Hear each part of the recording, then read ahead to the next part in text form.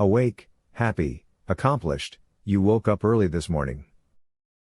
Exercise, wash, and be ready to work. Ah, what a bright new day. Full of hope. You ready to do day's work? You know what you are going to do that day.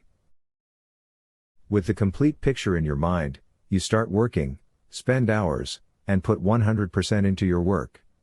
More hard work than you realized. The result is a mess. That is not what you expected. It is not as good as expected. Disappointed, despair. You want to weep. You want to hug someone you love and weep. You want to be quiet. Or you want to sit alone and weep at your mediocrity.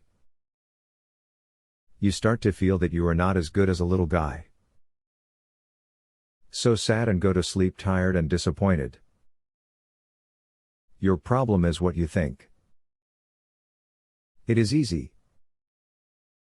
Who is an expert, has years of efforts, failures, and retries. The rule of thumb is to accept the failure of the first round. If you want to be an expert, don't expect things to happen in a single day. Give yourself time, spent daily on it. Do a little time daily. Make a timetable and focus efforts on a specific time.